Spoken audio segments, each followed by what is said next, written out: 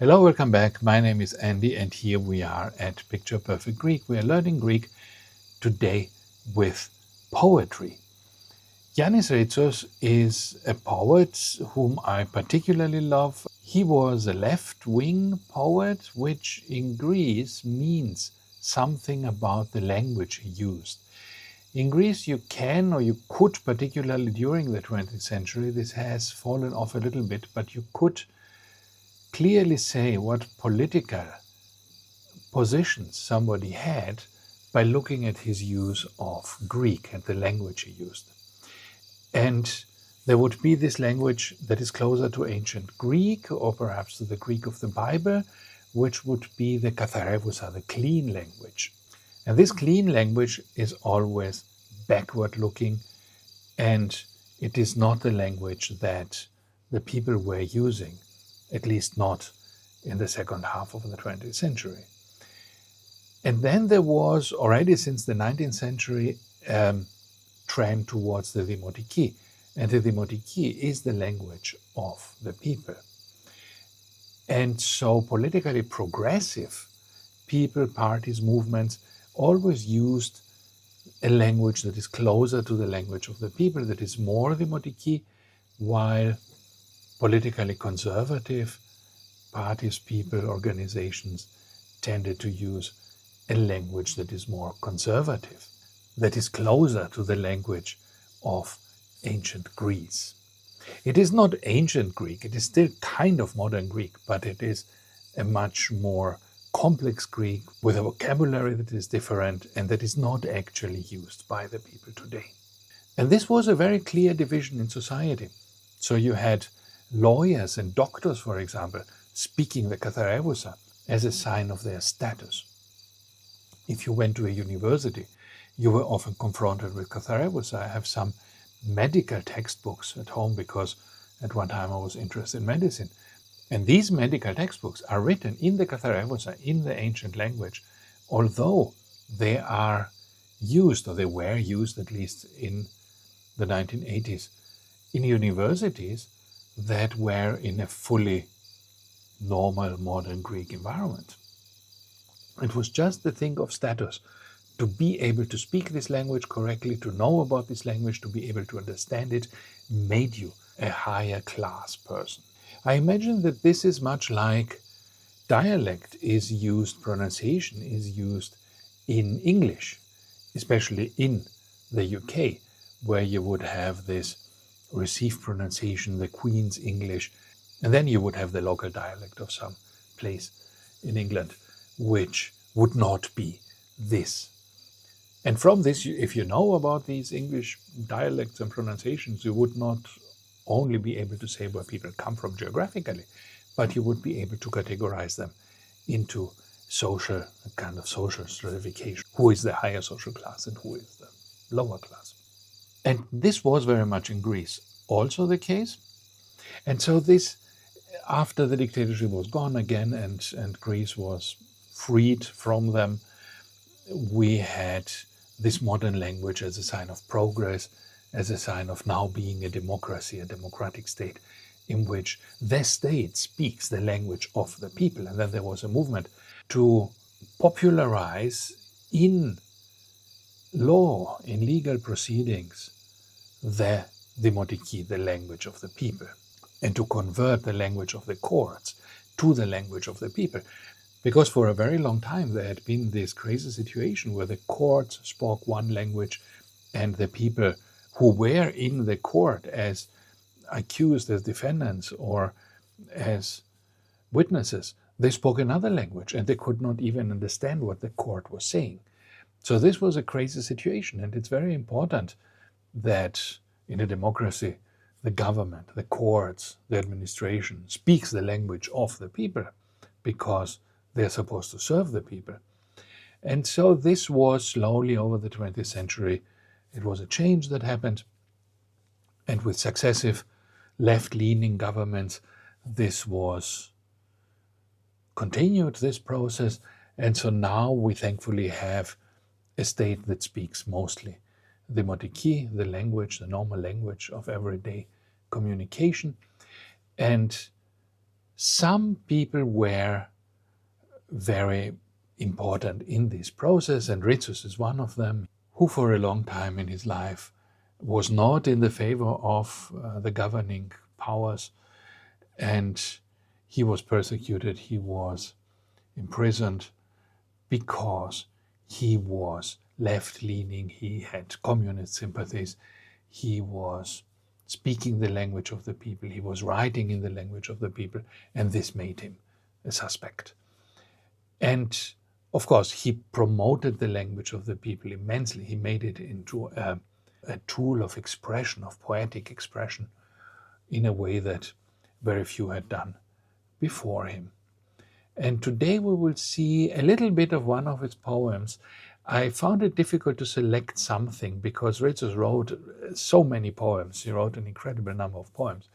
But many of them use this language, this modern language, in a very poetic way, but also in a quite difficult way, incorporating vocabulary from particular regions in Greece sometimes, or particular words that are not very common, and certainly they are not very useful for learners of Greek to learn words that nobody uses. So I found it a little challenging to find poems that are not overly political and that use vocabulary that is actually everyday vocabulary that you might still use today, while still giving you, of course, something interesting to read. And this is what we will do today. We will read from one of his most beautiful long poems. The thing is 20 minutes long, and there is a recording of Ritsos himself reading it. The poet is reading his poem beautifully.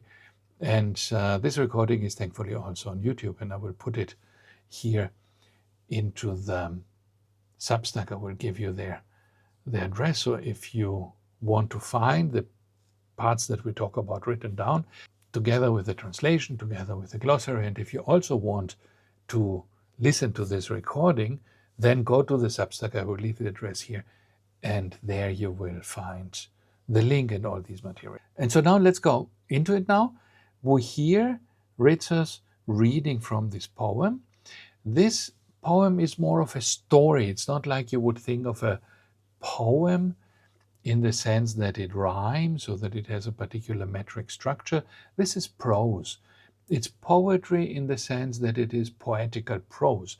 It has poetical statements that it makes about the world. It has poetical images that it uses to make these statements, but it is not formally poetry. Formally, it is a prose piece, and it is about the moonlight in the Greek countryside, in a small city in Greece.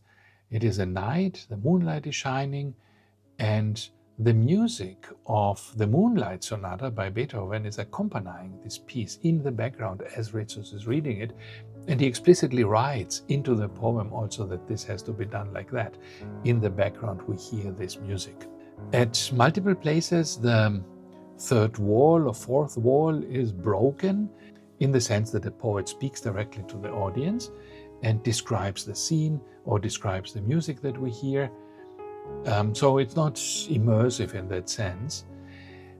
But most of the poem is the monologue of a woman, an elderly woman, who is speaking to a young man in this moonlight, and the young man is leaving, and she says, "Let me go with you."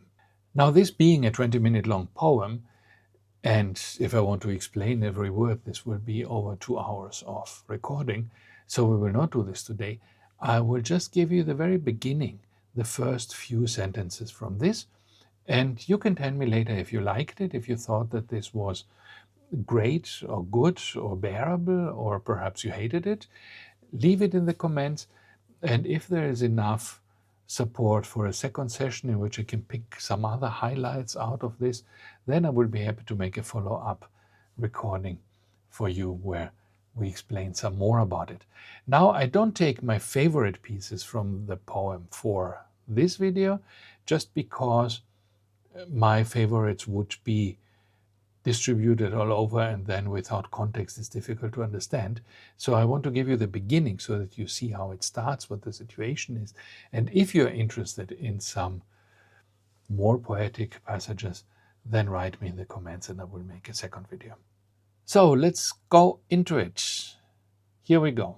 Here's the poem. You can hear it first as Ritsos reads it, and then we will deal with it in the usual way, line by line. Η Σονάτα του Σεληνόφωτος. Ανοιξιάτικο βράδυ.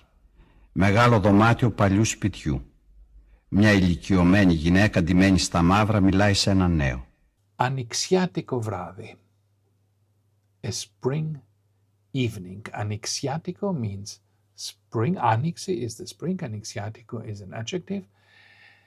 Anixi is a nice word for spring because I never quite understood what springs there in the spring, but in Greek it's very clear. Anixi, anego means to open. So Anixi is the season of opening because everything is opening. The earth is opening, the flowers are opening, the weather is opening up. And so it's the season of opening. Ανοιξιάτικο βράδυ. Βράδυ, of course, is the evening. Μεγάλο δωμάτιο παλιού σπιτιού. Μεγάλο, big, δωμάτιο, room, of an old house. Παλιό is old, παλιού is the genitive form, σπιτιού, παλιού σπιτιού, of an old house. Μία ηλικιωμένη γυναίκα, μία, one, ηλικιωμένη. Ηλικία is the age, aged woman. This is how you say it, right? An aged woman, ηλικιωμένη. And this means, of course, an elderly woman. Ηλικιωμένη γυναίκα, woman, ντυμένη, dressed, στα μαύρα, in black. And this dressing in black, you know, probably if you live in Greece, like many of my viewers do, or if you are interested in Greek culture, old women or elderly women dressed in black is a very, very common sight in Greece because the black is the color of mourning and women statistically live longer than men. So you have lots of old women dressed in black because their husbands have died and now they are widows. And in villages among older people, it is still common to keep wearing the black for the rest of your life if you are the widow. In Athens it's not done anymore. Perhaps you will wear your black for a while and then you will go back to wearing normal clothes. But if you go to a village, if you go to the countryside, it's still very common to see all the old women wearing black or many of them. And it's also considered proper, right? It's considered the thing to do. And you would almost expect it from an old woman in Greece to be dressed in black. So here we have an elderly woman dressed in black, which is almost the default clothing for an elderly woman, is speaking to a young man. Μιλάει σε έναν νέο. A neos is a man, a young man. How do we know it's a man? Because it's neos and not nea, right? She speaks σε έναν νέο. If it was a woman, she speaks σε μία νέα, to a young woman. But that's not the case here. Δεν έχουν ανάψει φως. Από τα δύο παράθυρα μπαίνει ένα αμήλικτο φεγγαρόφωτο. Δεν έχουν ανάψει φως. They have not turned on. Anavo is to turn on or to ignite. It's also used for fires. There is no specific turn on for electric things, right? The electric thing is turned on by saying anavo, which originally means, to put on a fire. Phos is, of course, the light. This is where phosphorus comes from. Phosphorus, the name of the element, comes from phos, light, and ferno, to bring. So it's the element that brings light because phosphorus in the dark, it glows, right? And so it's a light bringer. And this is interestingly also connected to Lucifer, right? Because Lucifer means actually the same. It means the light bringer. Lux is the light in Latin. And Pharaoh is the same word in Latin, right? It means to bring. So Lucifer is the light bringer.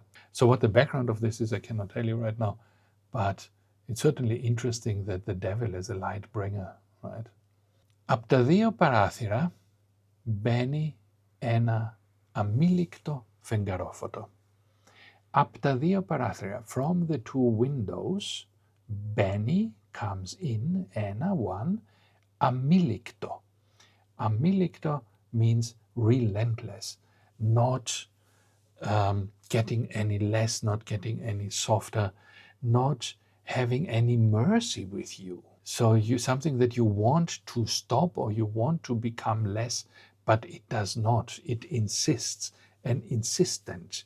In this way, relentless is quite a good translation. Φεγγαρόφωτο, again, Phos is here again, right? And Fengari is the moon. Selene is also the moon, but Selene is the moon in a more astronomical sense, the body, while Fengari is the everyday sense of the moon. And another thing you can see here, I just saw it, as a Greek you probably don't even notice this very much, the accents in the text I found online are still the old accents, which is fitting because this poem is from 1956, so it should be in the old, written in the old way and having the old accents. But you can see all these different accents, right? You can see how they used to look, and it's very confusing and there's not much logic in it, so it was actually a good thing that the government got rid of those.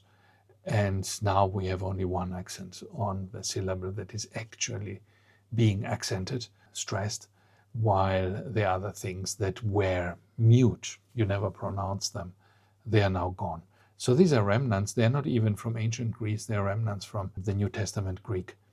And a long time ago, they had lost every function, so they don't do anything in the way you pronounce this. Ξέχασα να πω ότι η γυναίκα με τα μαύρα έχει εκδώσει 2-3 ενδιαφέρουσες ποιητικές συλλογές θρησκευτικής πνοής. Ξέχασα να πω. Now this is one of these places where the poet speaks directly to the audience. Ξέχασα να πω. I forgot to say. Po is the form of Leo. It's irregular, right, to speak. Ότι η γυναίκα με τα μαύρα, that the woman in black, έχει εκδώσει, has published. Εκδίδω, δίνω, δίδω means to give. So εκδίδω means to give out and to put out, right? So it means to publish. Δύο, τρεις, two or three. When you have δύο, τρεις, έξι, εφτά, with a little dash in between, it means 6 or 7, 2 or 3. So endiαφέρουσες means interesting. Ενδιαφέρον, interesting. Ποιητικές, poetic, συλλογές, collections, θρησκευτικής πνοής. Θρησκεία means religion, θρησκευτική means religious, and pnoi is the spirit. Pnoi is also the breath. Like with the spirit is also the breath, right?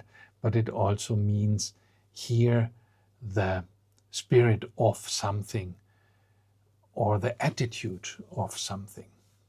Λοιπόν, η γυναίκα με τα μαύρα μιλάει στο νέο. Άφησέ με να έρθω μαζί σου.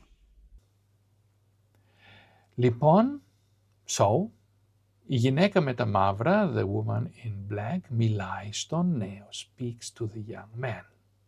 And now comes in this poem the most common sentence. It appears many, many times, almost after every thought is concluded, then this repeats, and this is what gives it this poetic rhythm. Άφησέ με να έρθω μαζί σου.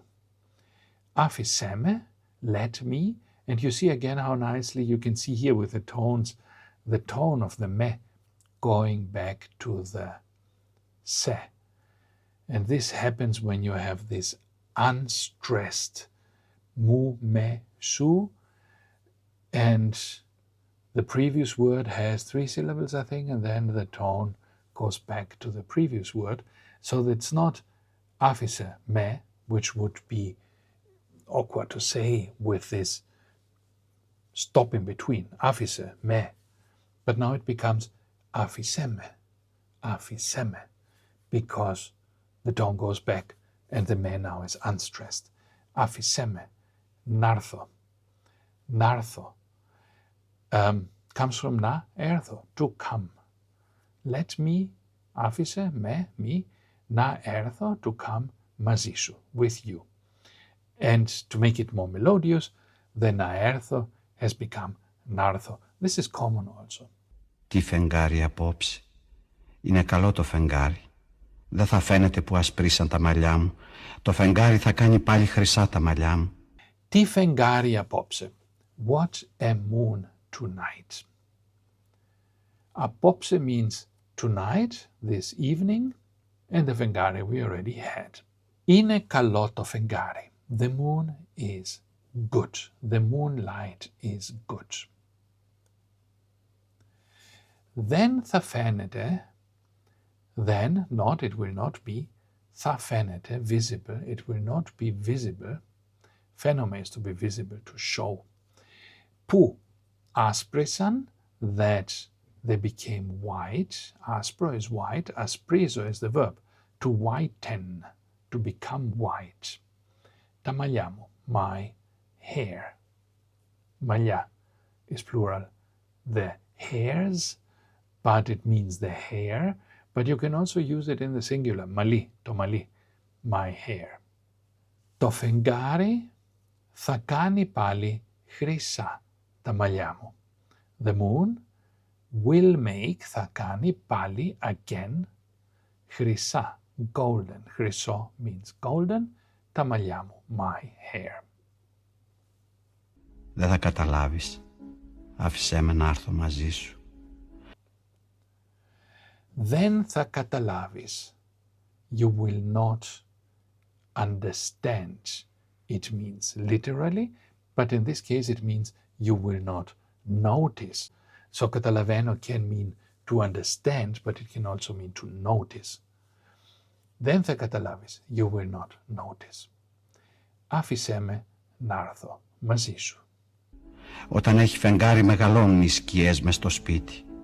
Αόρατα χέρια τραβούν τις κουρτίνες. Όταν έχει φεγγάρι, when there is moon, μεγαλώνουν, become bigger, μεγάλο is big, μεγαλώνουν is the verb. They become bigger.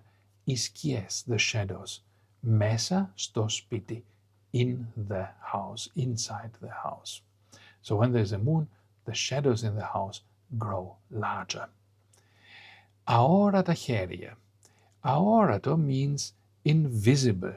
This is again the depriving. It's the you put in front of things that are not. So it has this meaning of not. And orato comes from oracy. Oracy means to see, is the power of seeing.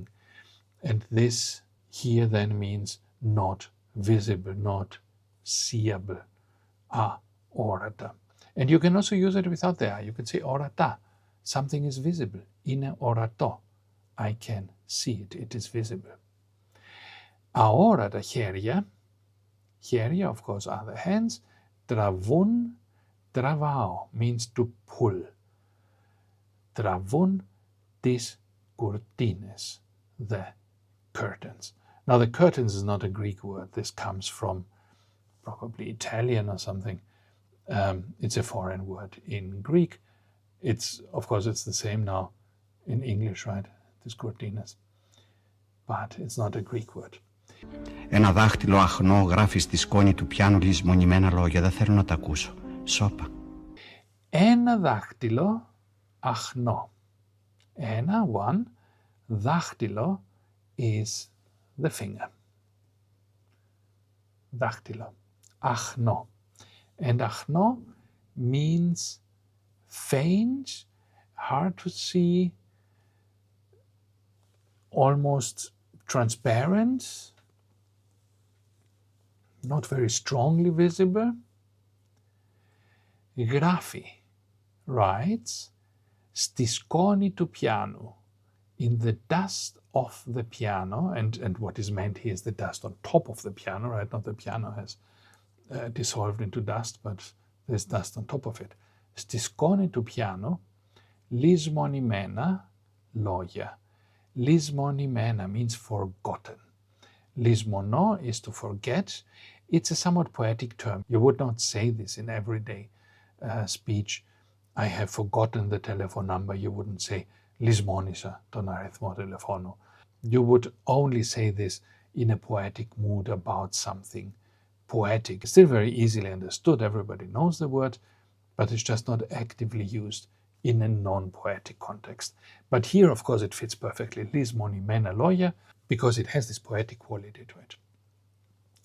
And λόγια, of course, are the words, comes from leo, to speak, or ancient Greek logos, which is the logic, the speech, and also the rationality, the rational principle that underlies the universe. This is a concept from ancient Greek philosophy.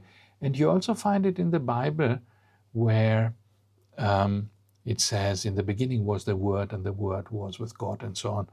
And this is logos, the word used there, because this is in the New Testament, it's Greek. In the beginning was the Word, and the Word was with God. There was logos. And so λόγια is really a very old concept for rationality, logic, thought, speech. Δεν θέλω, I don't want, να τα ακούσω. And τα are the words. Ακούω means to hear. I don't want to hear them, the words. Σώπα, be quiet. So παίνω means to be quiet. So σώπα is the imperative. Be quiet, shut up. It's not as strong as shut up, it's not so insulting. You can say σώπα in a nice way, but it still means, be quiet, hold your mouth. But it's a nicer word, so you can say it like here to somebody in a romantic situation. Don't speak. Okay, so I hope you enjoyed that. If you want to hear it, go to the link I left here, where on YouTube you will find Ritsos reading the whole thing. If you like the poem, if you want to know how it continues, write me in the comments and I will make a second part.